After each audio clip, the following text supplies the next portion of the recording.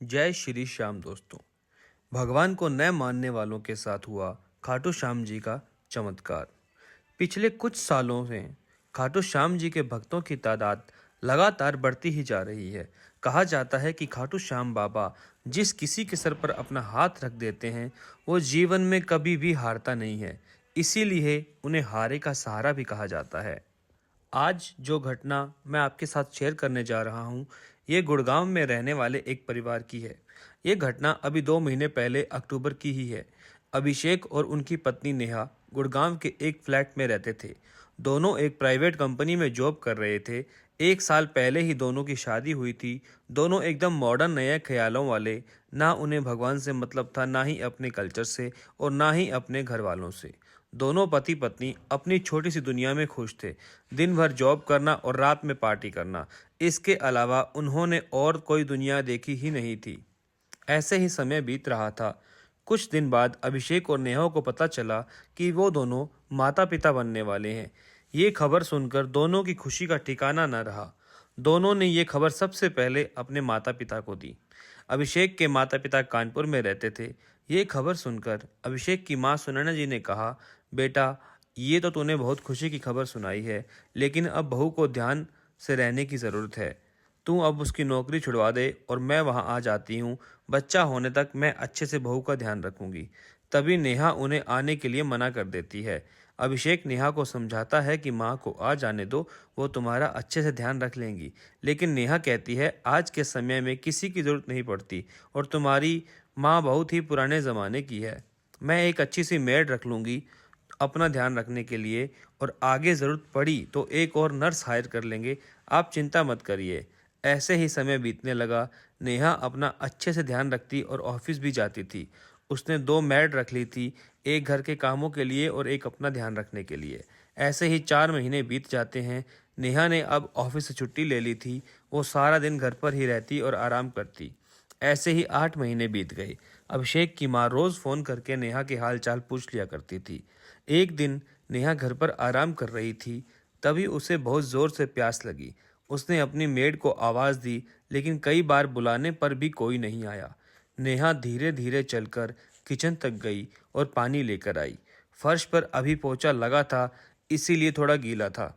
नेहा ने ध्यान नहीं दिया और उसका पांव फिसल गया। वो बहुत जोर से पेट के बल जमीन पर गिर पड़ी। नेहा जोर जोर से चिल्ला रही थी, लेकिन घर में कोई नहीं था। वो दर्द से बुरी तरह तड़प रही थी। बहुत देर चिल्लाने के बाद वो बेहोश हो गई। थोड़ी देर बाद जब दोनों मेड घर आई तो नेहा को देखकर घबरा गई। उन्होंने अभिषेक को फोन किया। कुछ देर बाद नेहा को हॉस्पिटल में एडमिट कर दिया गया। अभिषेक बहुत डर गया था। कुछ देर बाद नेहा का चेकअप करने के बाद डॉक्टर ने बताया कि माँ और बच्चा दोनों ठीक है। उसके बाद अभिषेक और नेहा घर वापस आ गए। 2 हफ्ते बाद नेहा की डिलीवरी हुई और उसने एक बेटे को जन्म दिया। दोनों के माता पिता भी वहां पहुंच गए थे। पूरा परिवार खुश था। लेकिन 2 दिन बाद अभिषेक की माँ ने महसूस किया कि बच्चा किसी भी चीज़ पर कोई रिस्पॉन्स नहीं कर रहा है। ना वो किसी की बात सुनता है और ना ही किसी को देखकर कोई एक्टिविटी करता है। तुरंत उन्होंने ये बात सबको बताई। सब लोग तुरंत बच्चे को लेकर हॉस्पिटल गए। डॉक्टर ने बच्चे का अच्छे से चेकअप किया और उसके बाद डॉक्टर ने जो बताया उसे सुनकर सबके होश उड़ गए।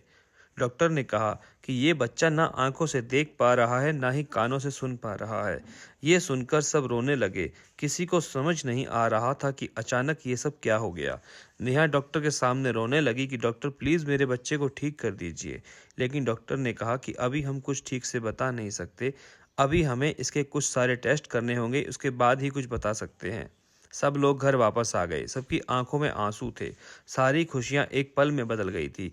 अगले दिन नेहा और अभिषेक बच्चे को लेकर हॉस्पिटल गए, जहां बच्चे के सारे टेस्ट हुए। 2 दिन बाद डॉक्टर ने बताया कि बच्चे के दिमाग पर चोट लगी है, जिसकी वजह से दिमाग का एक हिस्सा पूरी तरह डैमेज हो गया है। इसीलिए बच्चे की आंखों की रोशनी चली गई है और वह सुन भी नहीं पाएगा। तब अभिषेक ने कहा कि डॉक्टर, लेकिन ऐसा कैसे हो सकता है? बच्चे को चोट कैसे लग सकती है? डॉक्टर ने कहा कि अभिषेक जी, अभी 2 हफ्ते पहले आपकी पत्नी पेट के बल गिरी थी। शायद उसी समय बच्चे की सर पर चोट लग गई। नेहा और अभिषेक बहुत घबरा गए। उन्होंने डॉक्टर से इसका इलाज पूछा, लेकिन डॉक्टर ने बताया कि इसका एक ही इलाज है, दिमाग का ऑपरेशन। लेकिन इसमें कामयाब होने के चांस बहुत कम हैं। अगर ऑपरेशन असफल रहा तो बच्चे की जान भी जा सकती है। नेहा और अभिषेक रोते हुए घर वापस आ गए। अगले दिन दोनों बच्चे को लेकर शहर के सबसे अच्छे दिमाग के डॉक्टर के पास गए, लेकिन वहां से भी यही जवाब मिला। 2 महीने तक दोनों बच्चे को लेकर जगह जगह भटकते रहे, अच्छे से अच्छे हॉस्पिटल और डॉक्टर के पास, लेकिन सब जगह से एक ही जवाब मिला, ऑपरेशन। दोनों हार कर निराश होकर बैठ गए। अभिषेक की मां दिन रात भगवान से प्रार्थना करती कि किसी तरह बच्चा ठीक हो जाए। नेहा बहुत उदास रहने लगी थी। वो जब भी अपने बच्चे की तरफ देखती उसका मन रोने लगता। ऐसे ही 3 साल बीत गए। दोनों की जो थोड़ी बहुत आस थी वो भी अब खत्म हो चुकी थी।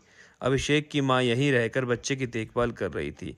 एक दिन सब लोग बैठे बातें कर रहे थे, तभी उनकी एक पड़ोसन आई और सबको प्रसाद देने लगी। तब सुनैना जी ने पूछा कि बहन, ये किस चीज़ का प्रसाद बांट रही हो? उन्होंने कहा, ये मेरे बाबा खाटू श्याम का प्रसाद है। आज ही मेरे बेटे की सरकारी नौकरी लगी है। 5 साल से कोशिश कर रहा था लेकिन कुछ नहीं हुआ।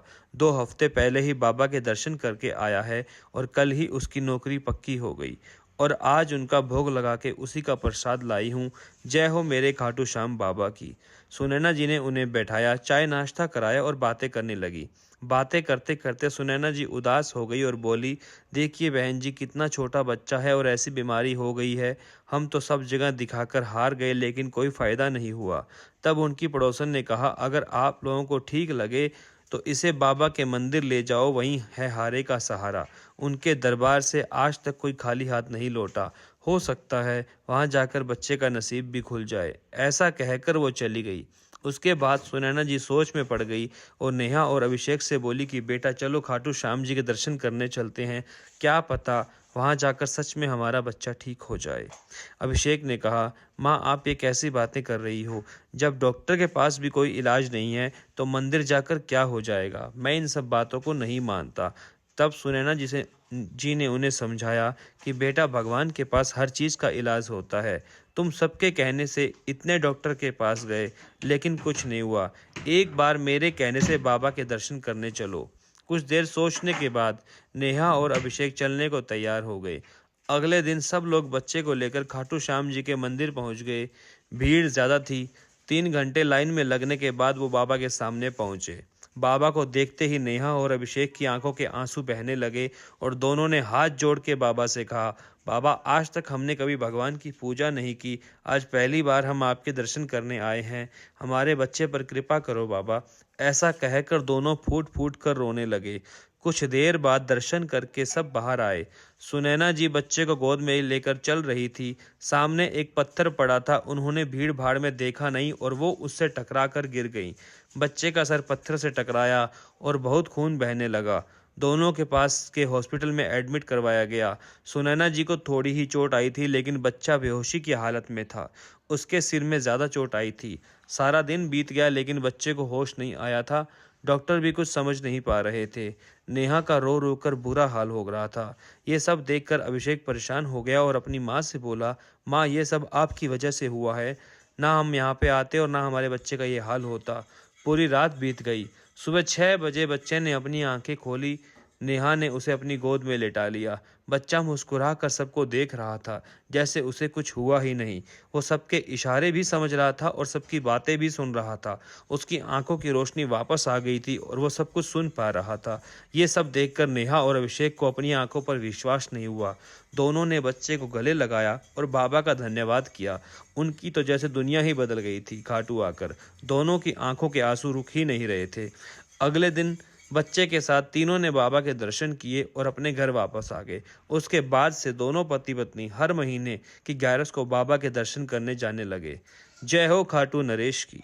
तो दोस्तों, ये सच्ची कहानी आपको अच्छी लगी हो तो प्लीज़ अपने भक्तों के साथ भी शेयर करना। कमेंट में जय श्री श्याम ज़रूर लिखना। इस वीडियो को लाइक करना, शेयर करना, सब्सक्राइब करना। तब तक के लिए बने रहना इस चैनल पे। मिलते हैं अगले वीडियो में आपके साथ। तब तक जय श्री श्याम।